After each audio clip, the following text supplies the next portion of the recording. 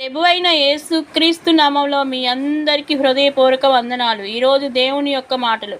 ఒకరోజు బైబిల్ స్టడీలో ఒక ఉపాధ్యాయుడు దేవుడు మనతో మాట్లాడతారు, మనల్ని నడిపిస్తారు అని చెప్తారు. అది విన్న ఒక స్టూడెంట్లో ఉన్న ఒక అబ్బాయి, స్టూడెంట్స్ చాలామంది ఉంటారు, అందులో ఒక అబ్బాయి ఆశ్చర్యంగా అనిపిస్తుంది అని తన తోటి స్నేహితులతో ఇది నిజమేనా అని చర్చిస్తాడు. ఆ తర్వాత ఎవరి దారిన వాళ్ళు వెళ్ళిపోతారు. అతను దారిలో వెళ్తూ ఉండగా పాలు కొను అని ఒక స్వరం వినిపిస్తుంది. మొదట అతనికి అర్థం కాదు, అది తన భ్రమేమో అనుకుంటాడు. రెండోసారి మరలా వినిపిస్తుంది. అప్పుడు ప్రభువా ఇది నువ్వేనా అని అడుగుతాడు. మూడోసారి కూడా వినిపిస్తుంది. ఒక చోట ఆగి పాలు కొంటాడు. మరలా తాను వెళ్తూ ఉండగా కుడివైపుకి వెళ్ళు అని వినిపిస్తుంది. అక్కడికి వెళ్ళి ఒక చోట ఆగుతాడు. అక్కడ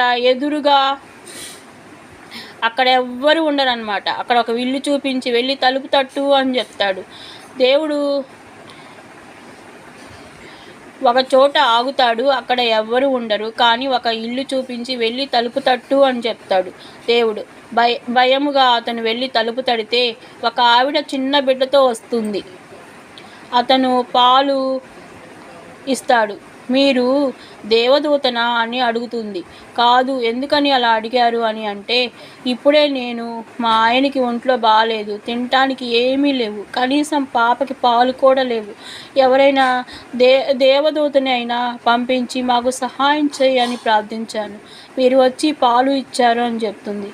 దేవుడు తన బిడ్డలతో మాట్లాడే దేవుడు అని, వారి శ్రమల్లో వారిని ఆదుకునే దేవుడు అని ఆ స్టూడెంట్స్ తెలుసుకున్నాడు.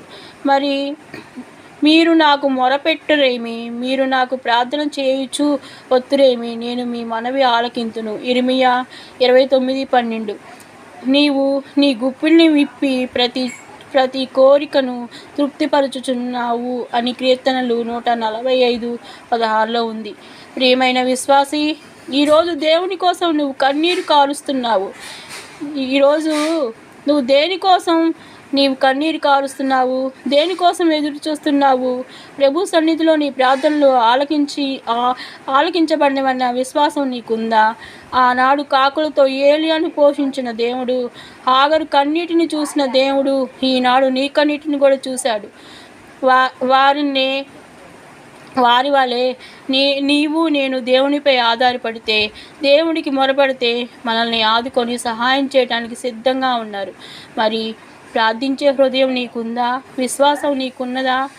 ఆమేన్, హల్లెలూయా. అందరికీ వందనాలు, శుభాలు, దైవాశీస్సులు.